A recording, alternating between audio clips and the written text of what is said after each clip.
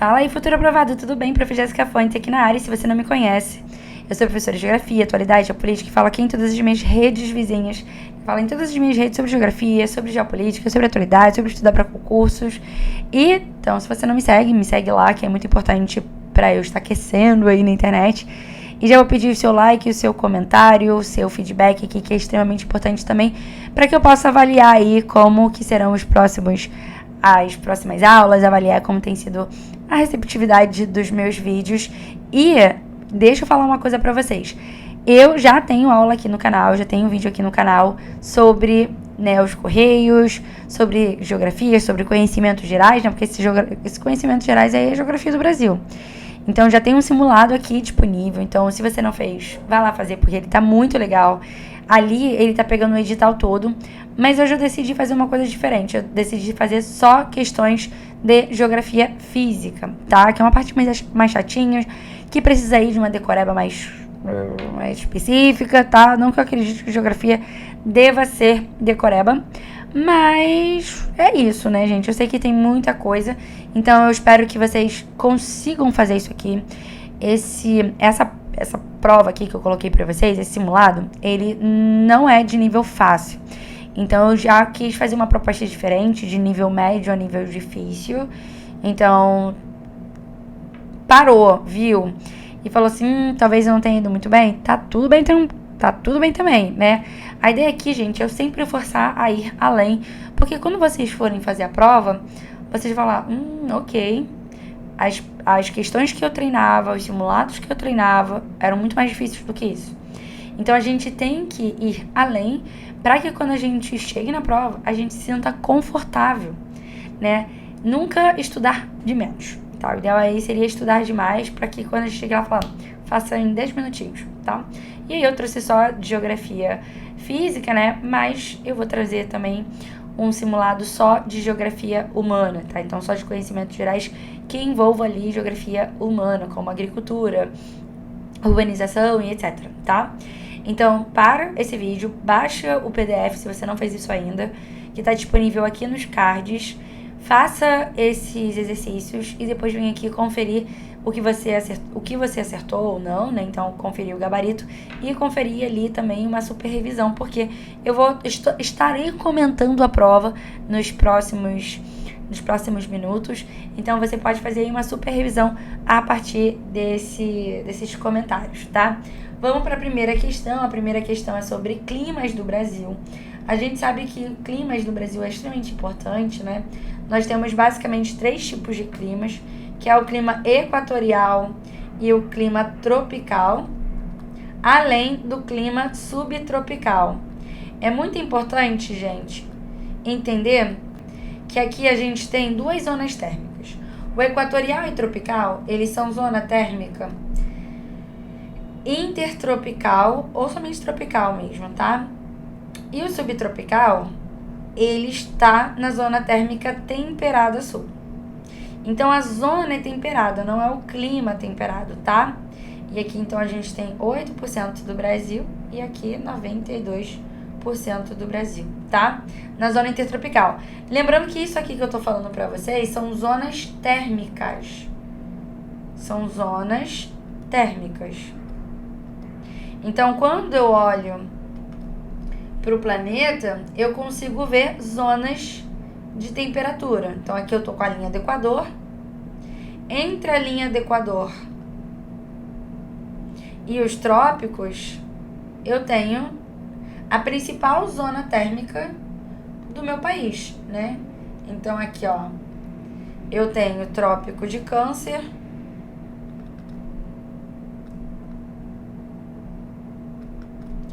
Trópico de Capricórnio. E o Brasil, ele tá aqui, ó.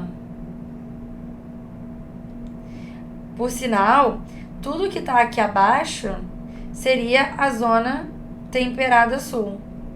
E ele pega toda a região sul. Temperada sul. E ele pega toda a região sul, mais pega toda a região sul, mais o extremo sul de São Paulo e do Mato Grosso do Sul. Então tá aqui também importantes ideias que a gente precisa ter, tá? E a gente precisa também compreender que esse clima tropical que eu tô falando aqui, ele vai se diferenciar no Brasil devido às diferenças de fatores climáticos. Eu botei trópico aqui. Esse tropical aqui, ele vai se diferenciar a partir do momento onde a gente tenha diversos fatores climáticos. Então, eu tenho o clima tropical semiárido, na qual o fator climático continentalidade é muito forte. Eu tenho o tropical típico, porque ele é parecido com as características principais da zona térmica. Eu tenho o litorâneo úmido, onde eu tenho a maritimidade. Eu tenho o tropical de altitude, que a altitude ela é um fator climático, tá? Então, ele vai se diferenciar. Ele tem ali um padrãozinho parecido com a zona térmica tropical, né? Que é verões úmidos e invernos mais secos, que são a grande característica.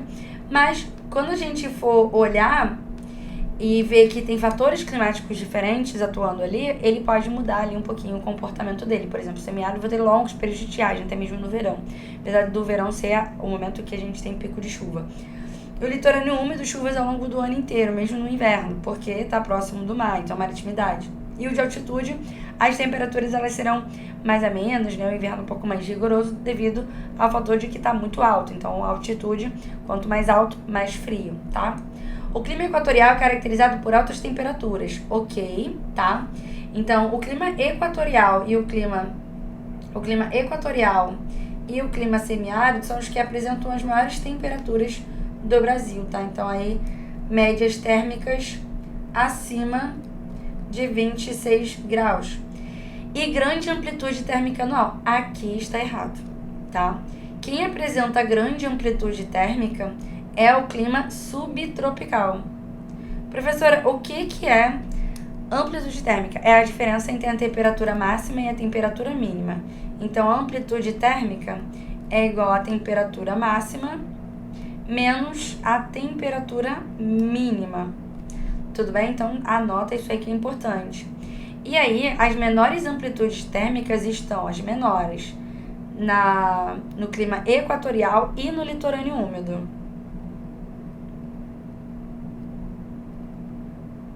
Quanto mais próximo da linha do Equador, menor a amplitude térmica.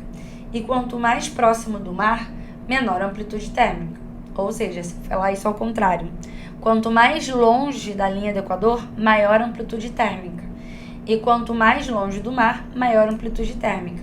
Então, quando eu olho aqui o Brasil, gente, me perdoa que eu sou péssima desenhando o mapa do Brasil, essa parte aqui do Brasil é que vai apresentar a maior amplitude térmica, tá? Que vai apresentar aí uma amplitude térmica. Em compensação, né, aqui eu vou ter menores e menores também, tá? Então, aqui teria ali a menor amplitude térmica menor do Brasil, tá? Você poderia chegar para mim e falar assim, professora, eu li que o clima semiárido tem amplitudes térmicas também um pouquinho mais altas. Mas isso, gente, assim, é porque é amplitude térmica diária, tá? Dá uma diminuída ali na temperatura durante a noite, mas é porque tem uma continentalidade muito forte no semiárido, tá? O clima tropical semiárido acontece predominantemente no sertão nordestino, perfeito, tá? Um outro ponto que a gente poderia fazer aqui de avaliação para nossa prova é a gente falar sobre climas versus biomas. Então, ele perguntar quais são os climas do Brasil e a sua associação direta com os seus biomas. Então, no clima equatorial, eu tenho floresta amazônica. No clima tropical típico, eu vou ter Pantanal e Cerrado.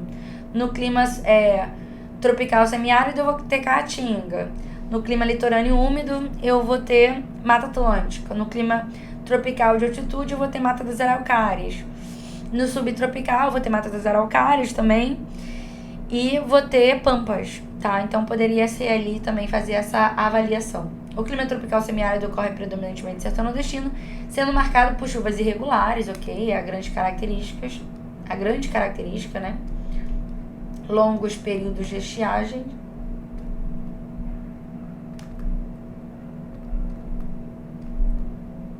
E alta taxa de evaporação, tá? Porque é muito quente. E isso vai fazer com que a gente tenha uma característica da hidrografia. No sertão nordestino, na Caatinga, a gente tem uma característica de que os rios eles são predominantemente intermitentes, tá? E esses rios intermitentes são rios que secam em um período do ano, ao contrário de rios perenes.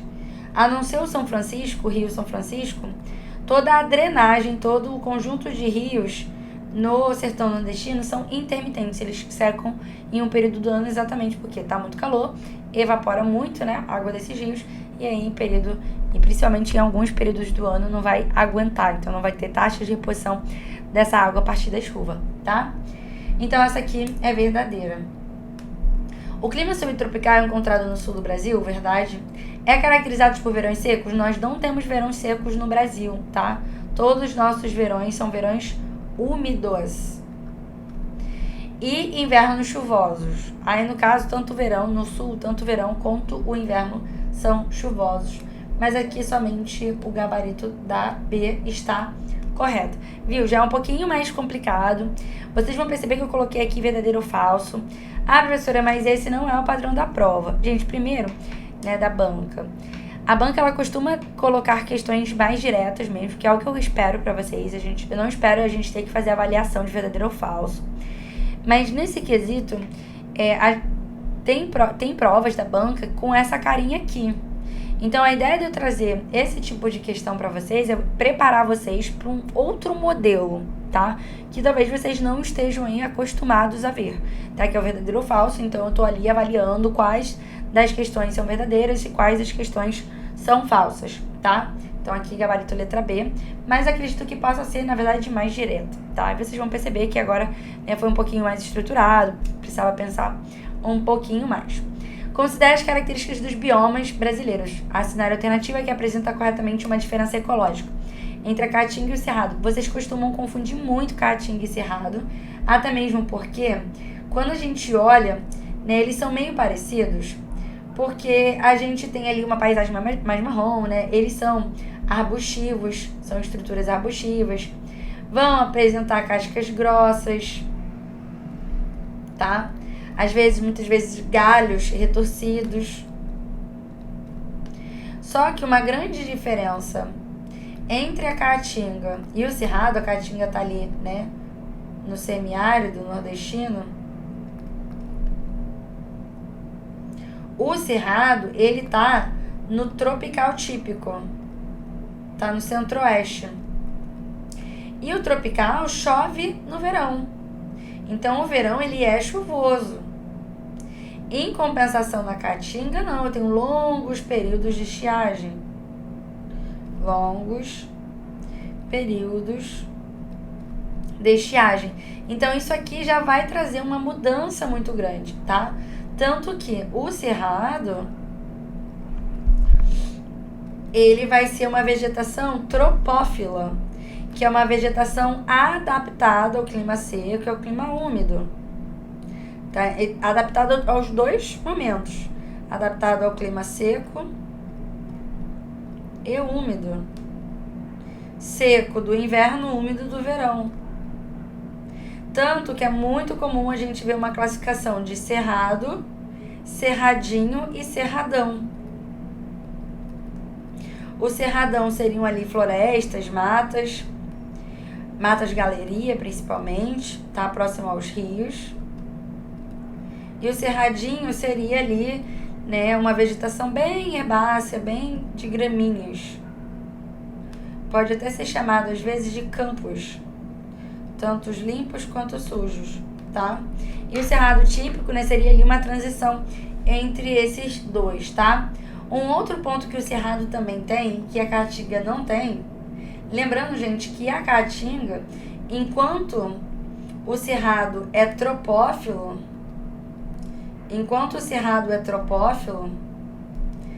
a Caatinga é xerófita, que é uma vegetação totalmente adaptada ao clima seco, tá? Então, vai ser predominantemente xerófita, tá?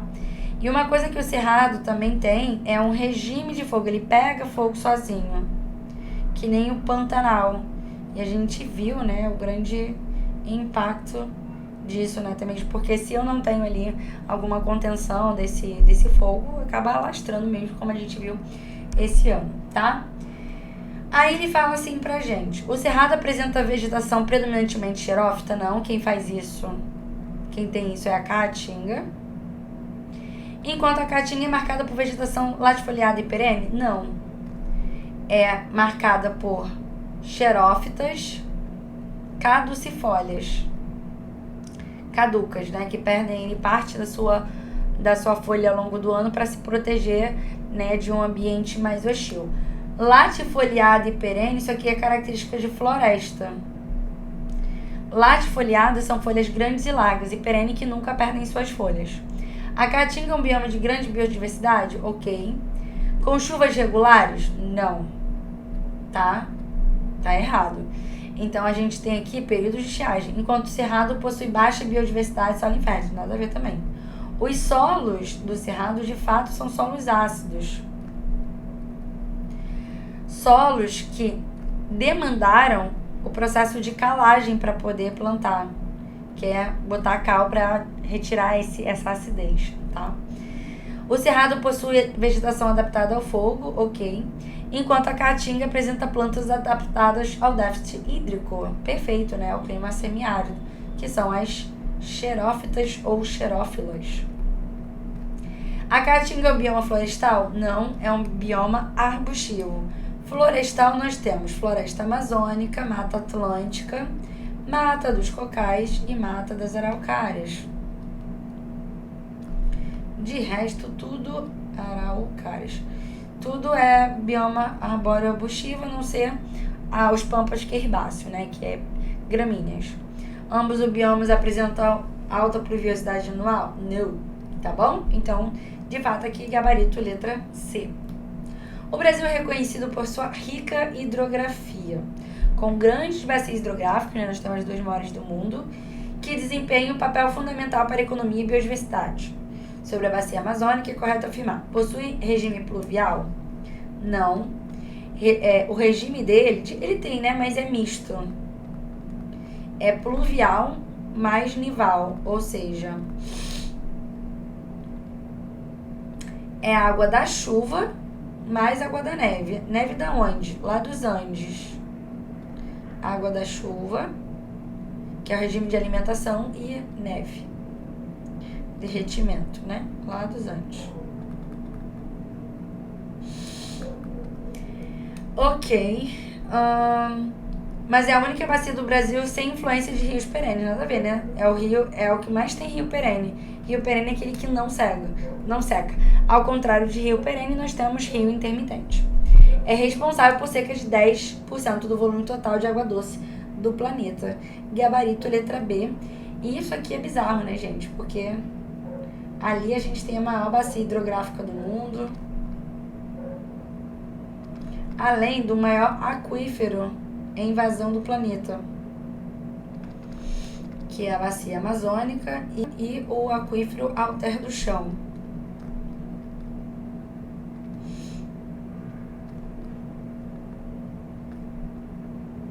Que faz parte aí, ó, do sistema Grande Amazônia, tá? O sistema aquífero Grande Amazônia. Apresenta alto potencial hidrelétrico, sim, tá? É o maior potencial hidrelétrico que nós temos, mas não é o maior instalado. Maior potencial de geração de energia hidrelétrica, mas sua exploração é inviável devido às baixas altitudes da região. Se não tivesse alta altitude, não teria esse alto potencial hidrelétrico. Esse potencial, ele vem, né, dos afluentes do Rio Amazonas, mas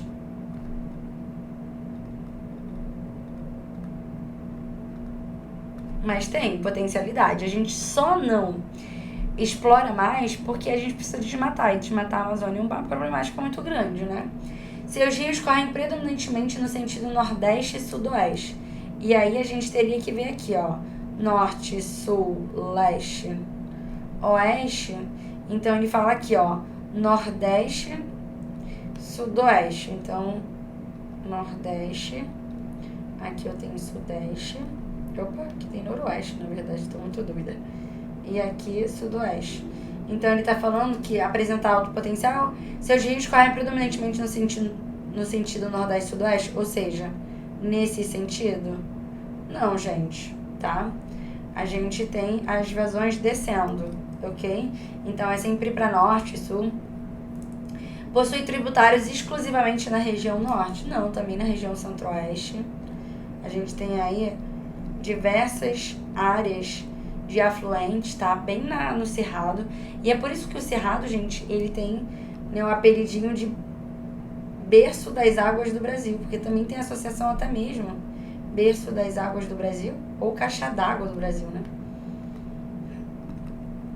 Caixa d'água do Brasil. Porque tem afluentes de várias bacias, Tocantins, Araguaia, né? Tem afluentes do Rio Amazonas, tem afluentes, a nascente do Rio São Francisco tá ali, tá? Então tem nascentes de importantes bacias hidrográficas, tá? Então onde nasce ali as águas do Brasil. Então aqui gabarito de fato, letra B. Aí ele fala, sendo isoladas de outras bacias hidrográficas do Brasil. Não é mesmo, tá? Tem uma grande relação entre a bacia amazônica e a bacia Tocantins-Araguaia, tá? Questão número 5. Durante a análise territorial para a construção de um novo complexo habitacional em uma cidade brasileira, foi necessário o uso de diferentes representações cartográficas. Então, a cartografia, a parte que vocês mais têm medo, tá? Escala. O engenheiro observou que a escala utilizada no mapa era de 1 para 50 mil. O que isso significa? Que 1 centímetro no papel, equivale a 50 mil centímetros na realidade, tá? Isso aqui também significa que eu tenho uma divisão, que é 1 para 50 mil. Ou seja, a realidade foi dividida 50 mil vezes para caber nesse papel. O engenheiro observou que a escala utilizada no mapa era 1 para 50 mil. Sobre essas escalas e suas aplicações, analise afirmativas abaixo e assinar a alternativa correta. Agora dá medo, né? Mas calma que a gente vai rever aqui a escala. Uma escala de 1 para 50 mil indica que 1 centímetro no mapa equivale a 50 quilômetros na realidade? Não, a 50 centímetros na realidade. Então, essa aqui está errada. A escala 1 para 50 mil é considerada pequena escala e adequada para representar grandes áreas com muitos detalhes. E aí, a gente tem um ponto aqui que eu vou falar sobre diferenças de escalas para vocês. Ó, eu tenho escala de 1 para 10, de 1 para 100 e de 1 para 1000. Isso aqui, como eu falei para vocês, é uma divisão. Então, é 1 para 10, 1 para 100, 1 para 1000. Ok? 1 dividido para 10 é igual a 0,1. 1 dividido para 100 é igual a 0,01. 1 dividido para 1000 é igual a 0,001. Então, eu sei que a escala de 1 para 10 ela é maior do que 1 para 100 e ela é maior do que 1 para 1000. Então, nesse sentido, por exemplo, quando eu estou fazendo avaliação entre escalas, eu sei que a escala de 1 para 10 é a escala maior que a gente vai ter aqui. Então, é uma escala grande. Então, a escala 1 para 10 é uma escala grande. Ok? E essa escala grande significa que eu tive que dividir a realidade de uma certa maneira em menos, né? Para caber ali. Então, quando eu tenho uma escala grande, eu tenho uma área pequena. E com essa área pequena, eu vou ter mais detalhes que eu possa colocar ali. Em compensação, quando eu tenho uma escala menor, né, uma escala pequena, vou dar um outro exemplo aqui, de 1 para 1 milhão. 1 para 1 milhão, isso aqui é uma escala pequena. E eu vou representar uma área grande de países, por exemplo.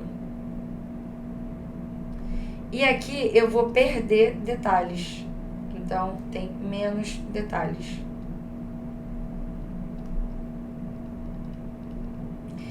Então, ele fala o seguinte, a escala 1 para 50 mil é considerada pequena escala? Não.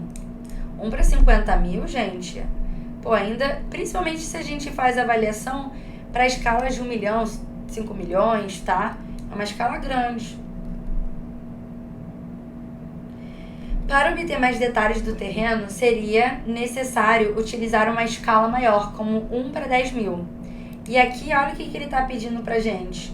Fazer diferenciação entre 1 para 50 mil e 1 para 10 mil. Então, ó, eu tenho aqui 1 para 10 mil e 1 para 50 mil. Opa.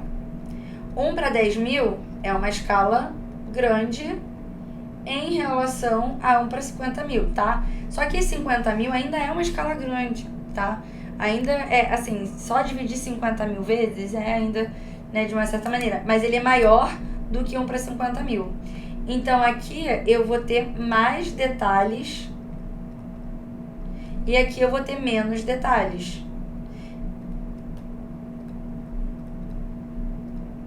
Então, quando eu divido 50 mil vezes, eu vou perder detalhes, né, do que quando eu divido 10 mil vezes, tá? Então, para obter mais detalhes, né, se eu quisesse ter mais detalhes, seria necessário usar uma escala maior, tá? Então, de fato, maior em relação a ele. Então, gabarito letra C, tá? Uma escala de 1 para 50 mil é mais adequado para mapas temáticos globais. Não. Para mapas temáticos globais, a gente trabalha na casa de 1 para 1 milhão, 1 para 5 milhões, 1 para 50 milhões, tá? Porque eu tenho uma área muito grande. Então, se eu tenho uma área muito grande, eu preciso de uma escala muito pequena, tá? A escala de 1 para 50 mil não permite identificar elementos. Claro que a gente consegue, né? Curvas de nível, características específicas do relevo. Conseguimos, tá? Porque ela ainda, por mais que 1 para 50 mil tenha menos detalhes do que 1 para 10 mil, na escala de 1 para 50 mil, ela ainda é uma escala grande o suficiente para eu ver detalhes ali, tá bom? Então, aqui, gabarito letra C. Questão número 6, a gente tem aqui uma questão de relevo brasileiro. Eu não acho que relevo seja o tema que mais caia pra gente. Eu acho que nem vai ter questão de relevo, mas a gente precisa saber ali algumas considerações importantes sobre o relevo brasileiro. A primeira coisa é que o nosso relevo, a classificação do nosso relevo é uma classificação mais moderna, tá? É uma classificação gerada a partir dos processos geomorfológicos e a integração, né, dos processos geomorfológicos, dos processos geológicos que estavam acontecendo na Terra, etc. Então, na verdade, ele começa a gente começa a ter os estudos sobre o relevo do Brasil na década de 80. Em 1995, a gente vai ter, né, a publicação do relevo do Brasil dividido em 28 unidades pelo professor Jurandir Ross, tá? Então, e vai surgir aí pela primeira vez o conceito de depressão. Então, o relevo brasileiro, ele é classificado em grande 3 macroformas, que são os planaltos, as depressões e as planícies. Mas o Brasil, ele tem ali uma diversidade de formas muito grande. Por exemplo, os planaltos, dependendo de como é o pico dele, a gente pode ter as subformas. Então, se um planalto apresenta esse formato pontiagudo, ele vai ser chamado de serra. Se já é mais arredondado, vai ser chamado de morro. Se for reto, vai ser chamado de chapada ou mesa. E isso aqui é gerado primeiro, a gente vai ter uma diversidade de formas muito grande. E essa diversidade de formas é devido a uma geologia antiga. A geologia do Brasil vai ser dividida em escudos cristalinos, que são essas partes muito, muito antigas, de bilhões de anos. Por sinal, eles vão ser responsáveis por formar principalmente as serras do Brasil, tá? E as bacias sedimentares, onde a gente acha petróleo.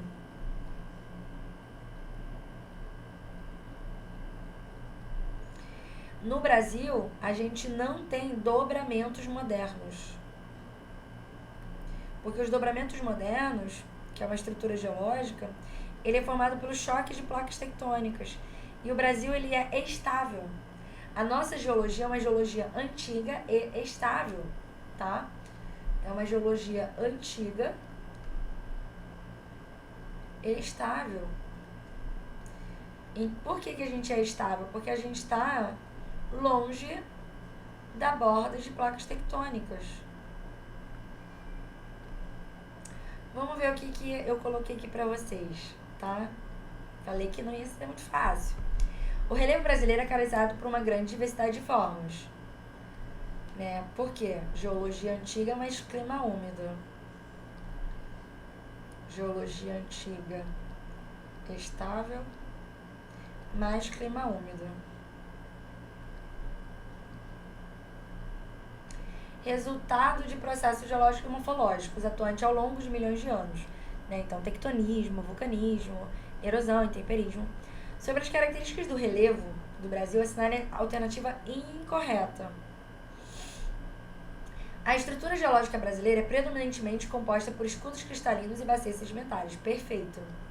Ele fala predominantemente porque 4% do nosso território tem terrenos vulcânicos. Tá? Mas esses terrenos, eles não viram estruturas. As nossas únicas estruturas são escudos cristalinos, 36% do território brasileiro é formado por escudos cristalinos e 64% formados por bacias sedimentares, que explicam a ausência de cadeias montanhosas recentes. Perfeito, a gente não tem. Então, cadeias montanhosas recentes seriam os dobramentos modernos. Nós não temos porque nós estamos longe das bordas de placas, não tem convergência de placas, né? Não tem choque. Porque quando choca, a placa sobe, né? E forma esse dobramento. O Planalto da Borborema, e aí, gente, eu vou fazer uma coisa, eu vou apagar essa parte aqui de baixo, porque eu vou precisar utilizar para desenhar um pouquinho aqui para vocês. Se vocês quiserem anotar, então para aí o vídeo, anote. Que eu vou apagar só para explicar essa questão do Planalto da Borborema, que é importante. O Planalto da Borborema, localizado na região nordeste, de fato, né, está localizado no agreste. É uma área elevada, um planalto, né, que desempenha um papel importante na distribuição das chuvas ao funcionar como divisor de águas. Vou desenhar aqui para vocês os planaltos, depressões e planícies, tá? Eu tenho aqui os planaltos, que são áreas mais altas, tá? Eles estão acima de 200 metros, dependendo do altura que você vê aí, 200, 300 metros. E eu tenho áreas rebaixadas, né, a nível do mar. Eu tenho aqui as planícies e eu tenho os planaltos, que é o que predomina no Brasil, tá? Predomínio no Brasil. Entre os planaltos eu posso ter uma área rebaixada. E aí eu chamo isso de depressão, que são áreas rebaixadas em relação ao seu entorno, tá? Então nós temos três tipos aí de relevo, né? E aí a gente tem aqui o litoral, a planície, o planalto da Borborema e a depressão sertaneja. Eu tenho aqui a depressão sertaneja, o planalto da Borborema, lá no Nordeste, e a planície costeira. Aí, o planalto da Borborema, ele é um dos mecanismos que impedem a entrada de massas de ar fria, de massas de ar úmida, quer dizer. E aí, ó, ele intercepta a umidade. Formou aqui, né? Evaporou, formou nuvens de chuva, entrou aqui na zona da mata nordestina, só que ele não consegue passar, não consegue subir, não consegue ascender. E aí chove tudo aqui. Então, essa área aqui, ela é muito úmida. Tanto que a gente forma o que aqui? Mata Atlântica, porque chove muito. Aqui eu tenho, no Planalto da Borborema, uma área de transição, e aqui é muito seco, semiárido nordestino. Tá? Então, um dos mecanismos para entender o clima semiárido na depressão sertaneja, no sertão nordestino, é a questão do Planalto da Borborema, que impede, né, de fato ali o desenvolvimento de massas úmidas para dentro do continente, tá?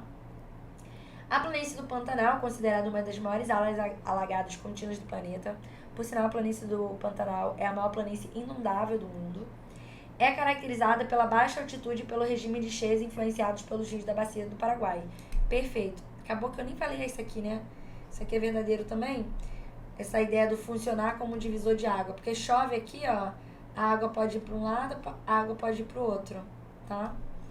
Então, os rios que a gente tem ali, principalmente da depressão sertaneja, que é do rio, da frente do São Francisco e tal, eles vêm, né, do Planalto da Borborema, né? Então, eles acabam ganhando água que vem aí do Planalto da Borborema. Aí fala planície do Pantanal, ok. E aí, a bacia do Paraguai, Paraná e Uruguai formam a bacia do Prata, que é a segunda maior bacia hidrográfica do mundo. O Brasil é muito rico, né, gente, em hidrografia, né? E aí, de fato, a bacia do Paraguai. As serras do Mar e da Mantiqueira ficam no sudeste. São dobramentos antigos.